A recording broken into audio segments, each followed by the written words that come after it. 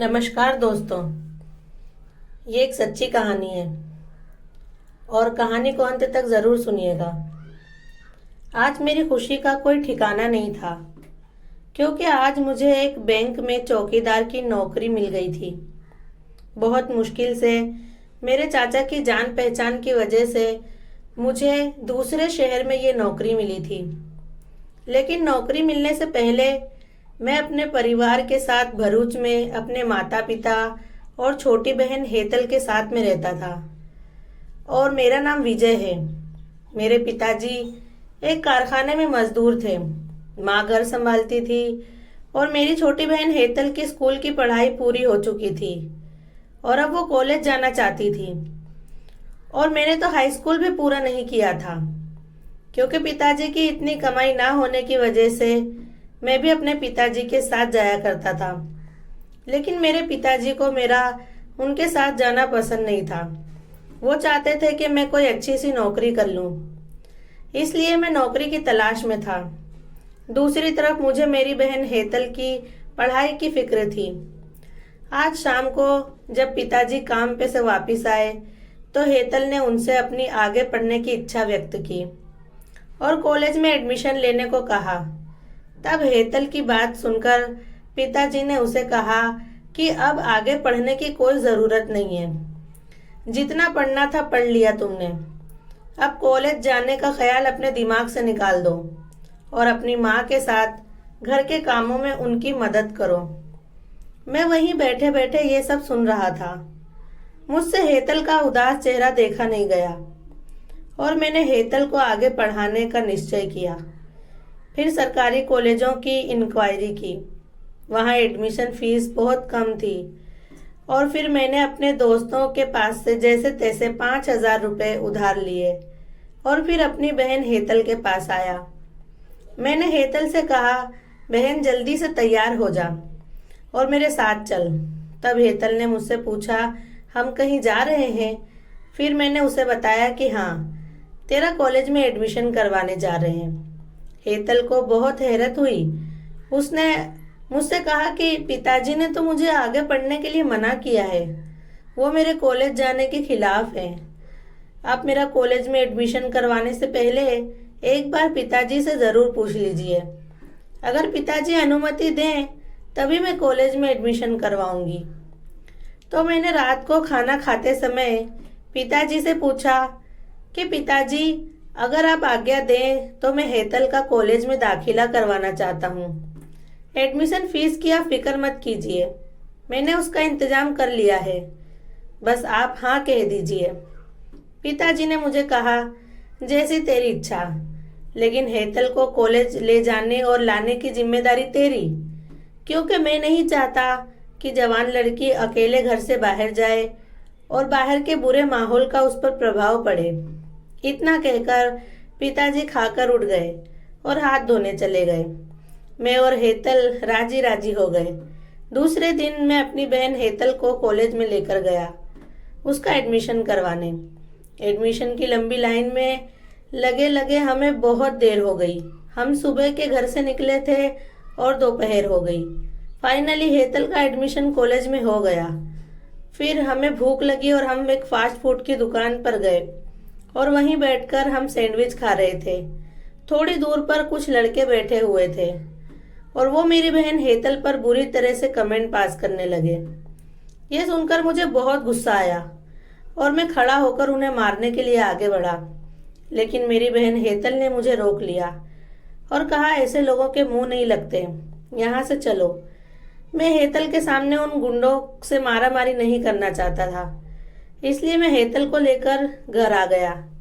लेकिन हेतल को घर पर छोड़कर मैं वापस सैंडविच की दुकान पर गया। गुस्सा तो इतना था मेरे अंदर कि मैं उन्हें बुरी तरह से पीटूं, लेकिन मुझे वहां कोई मिला नहीं।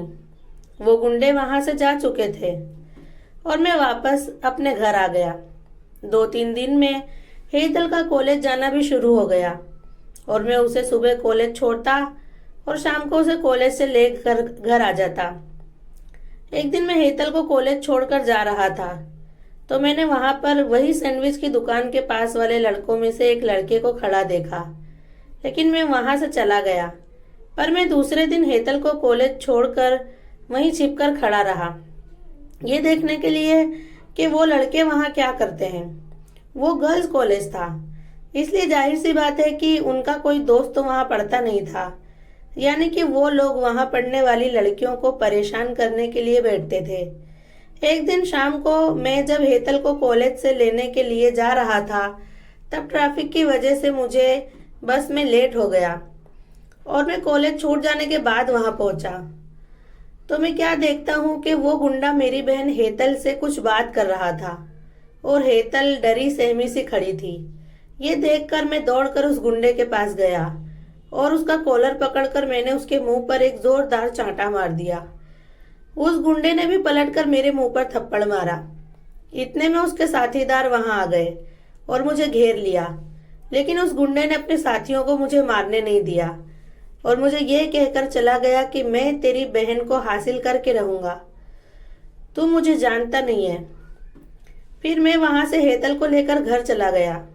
फिर उसी रात को हम खा पी कर बैठे थे, तभी दरवाजा जोर से खटखटाने की आवाज आई। पिताजी ने मुझे दरवाजा खोलने नहीं जाने दिया और वो दरवाजा खोलने गए।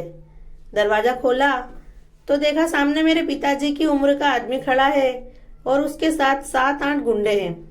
वो आदमी बेधड़क अपने गुंडों के साथ मेरे घर में घुसा चला आया और मेरे पिताजी के सामने खड़ा होकर उसने कहा कि कौन है वो जिसने आज मेरे बेटे को थप्पड़ मारा। मेरे पिताजी ने मेरी तरफ देखा। मैंने पिताजी को सारी बात बताई कि वो लड़का हेतल को परेशान कर रहा था, इसलिए मैंने उसे थप्पड़ मारा। वो आदमी उसी लड़के का बाप था। उसने मेरे पिताजी से कहा कि मेरा बेटा तुम्हारी बेटी को पसंद करता है और आज तक ऐसा नहीं हुआ कि उसने कोई चीज पसंद की हो और मैंने उसे वो ना दिलाई।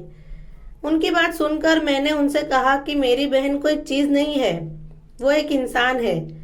तब वो मुझसे बोले कि शादी तो तुम्हारी बहन की मेरे बेटे से ही होगी, चाहे तुम जो भी कर लो। इतना कहकर वो अपने गुंडों के साथ वहां से चले गए। उसके दूसरे दिन से ही पिताजी बहुत घबराए हुए से रहते थे। मैंने पिताजी से पूछा भी, लेकिन उन्होंने मुझे कुछ नहीं बताया। और अचानक चाचा जी की चिट्ठी आई। चाचा जी अहमदाबाद में रहते थे और चिट्ठी में लिखा था कि अहमदाबाद में एक बैंक में चौकीदार की जगह खाली है और मैं वहां चला आऊं, वो नौकरी मुझे मिल जाएगी। और पिताजी ने मुझे फौरन अहमदाबाद भेज दिया। मुझे चौकीदार की नौकरी मिल गई।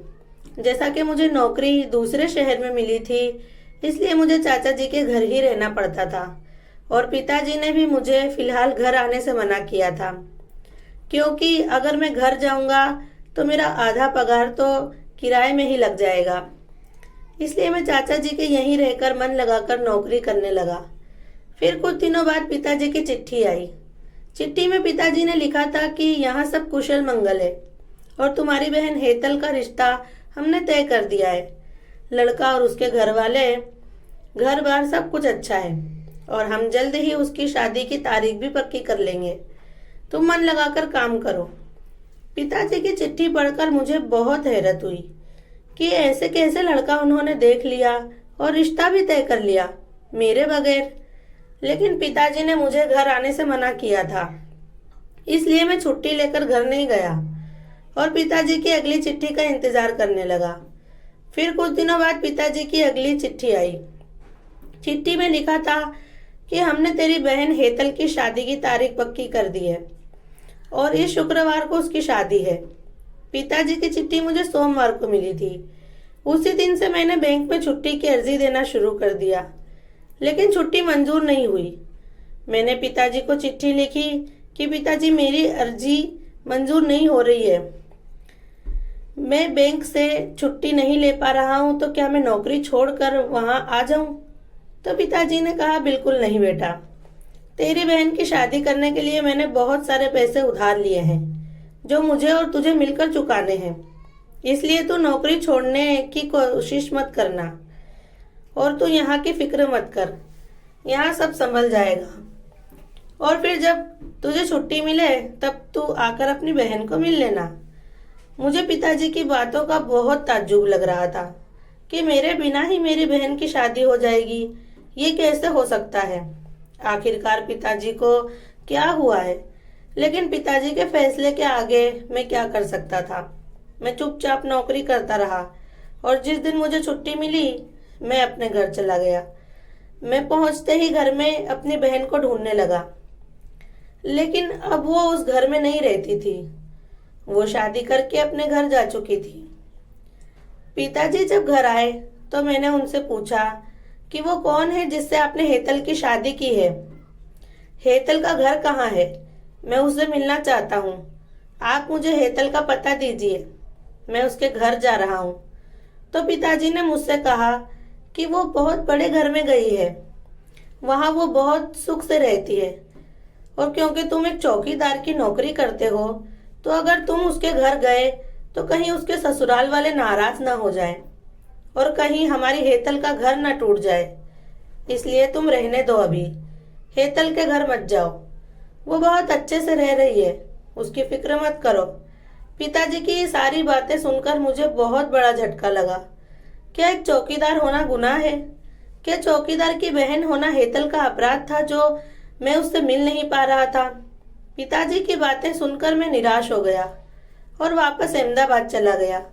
लेकिन मुझे बैंक वालों ने नौकरी से निकाल दिया क्योंकि मैं एक दिन की छुट्टी लेकर गया था और मुझे अब वापस आने में 3 दिन हो गए थे। फिर मैंने अपने दोस्त को खबर करी कि अगर कोई नौकरी हो तो मुझे ज़रूर बताए। एक हफ्ते के बाद मेरे दोस्त की चिट्ठी आई। उसने मुझे बताया कि हमारे अपने शहर में ही एक सिलाई के कारखाने में हेल्पर की जगह खाली है। मुझे ये सुनकर ज़्यादा खुशी हुई कि नौकरी मुझे अपने ही शहर में मिल गई और मैं नौकरी पर लग गया। अब मैं अपने घर से नौकरी पर जाता था। अब तो मेरे मन में हेतल से मिलने की जिज्ञासा और तेज हो गई। मैंने जैसे तैसे पता कर लिया कि हेतल कहाँ रहती है और हेतल के घर गया। गेट पर पहुंचते ही देखा कि एक आलीशान कोठी है और गेट पर खड़े चौकीदार ने मुझे रोक लिया। मैंने उसे बताया कि मैं हेतल का भाई हूँ और वो मुझे उससे मिलने दे।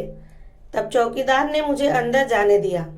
मैंने जैसे ही घर के अंदर कदम रखा और सामने अपनी बहन हेतल को देखा तो मेरी आंखें फटी की फटी रह गईं। मेरी बहन हेतल का पति कुर्सी पर बैठा था और मेरी बहन उसका सिर दबा रही थी। और जैसे ही हेतल की नजर मुझ पर पड़ी वो चौंक गई। और कुर्सी पर बैठा हुआ हेतल का पति कोई और नहीं, वही गुंडा था जो मेरी बहन हेतल को कॉलेज में परेशान करता था। मुझे देखकर वो उठा और मेरे पास आया और मुझे कहने लगा, देखा, मैंने तुझे कहा था ना कि मैं तेरी बहन को हासिल करके रहूंगा। इतना कहकर वो बाहर चला गया और मेरी बहन हेतल डरी सहमी सी वहीं खड़ी रही। मैं तुरंत वहां से निकल गया और अपने घर आ गया। फिर मैंने माँ पिताजी से पूछा कि आपने हेतल की शादी उस गुंडे से क्यों कर दी और इसीलिए आपने जानबूझकर मुझे शादी में नहीं आने दिया। बताइए पिताजी, आपने मेरी बहन हेतल के साथ इतना बड़ा अन्याय क्यों किया? तब पिताजी ने मुझे बताया कि उन्होंने हेतल की शादी मेरी जान बचाने के लिए की थी, क्योंकि उन लोगों ने मुझे धमकी दी थी कि अगर मैं हेतल की शादी उनके बेटे से नहीं करूंगा तो वो तुम्हें जान से मार देंगे और मैं इस उम्र में जवान बेटे का बोझ अपने कंधे पर उठाना नहीं चाहता था। इसलिए हमने तुम्हारे खातिर हेतल की शादी वहां करने का फैसला किया।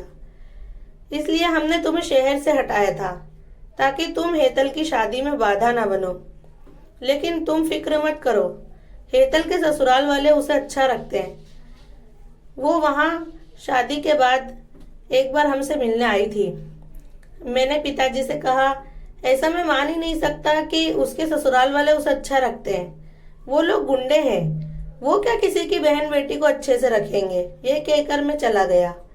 कुछ महीने बीते, हेतल एक बार हमारे घर आई। मैंने हेतल से पूछा कि वो ससुराल में खुश तो है ना? तो हेतल ने बताया कि हाँ, वो बहुत खुश है। फिर वो अपने घर चली गई। हेतल की शादी को 2 बरस हुए, उसके बाद हेतल के यहाँ बेटी आई। हमें जब उसके ससुराल वालों ने खबर दी तो हम फौरन अस्पताल पहुंचे। वहां जाते ही हमने देखा कि डॉक्टर हेतल के पति से कह रहे थे कि उनकी बेटी पैरों से कमजोर है और शायद वो कभी चल ना सके। ये सुनकर हमें बहुत दुख हुआ। फिर मैं अपनी बहन हेतल से मिलने पहुंचा। वो अपनी सासू माँ से कह रही थी कि मम्मी जी, सूरज कहाँ है? वो अपने पति के बारे में पूछ रही थी। सूरज को मेरे पास बुलाइए। फिर मुझे देखकर हेतल की सासू माँ वहां से बाहर चली गई। मैं हेतल के पास गया। उसने मुझसे पूछा कि तुमने मेरी बेटी को देखा? मैंने हेतल से कहा, हाँ मैंने उसे देखा, वो बिल्कुल तेरे जैसी है। फिर माँ और पिताजी भी हेतल के पास आ गए। इतने में हेतल की सासू माँ उसके पति को लेकर हेतल के पास आई। तब हेतल के पति ने हाथ जोड़कर हेतल से माफी मांगी कि मैं तुम्हारा दोषी हूँ, और आज जब मेरे घर बेटी हुई है तब मुझे एहसास हुआ है कि बेटी क्या होती है। मैंने अब तक न जाने कितनी ही बेटियों को बर्बाद और परेशान किया होगा, इसीलिए ऊपर वाले ने मुझे इतनी बड़ी सजा दी है। हेतल के पति सूरज ने मेरे पिताजी और मुझसे भी माफी मांगी। हमने उसे ऐसा करने से मना किया। हेतल के पति सूरज को सच में पछतावा था। उस दिन से वो अपने किए का प्रायश्चित करने लगा। और फिर कुछ साल बाद डॉक्टर हेतल और उसके पति ने उनकी बेटी को एक अच्छे डॉक्टर को दिखाया।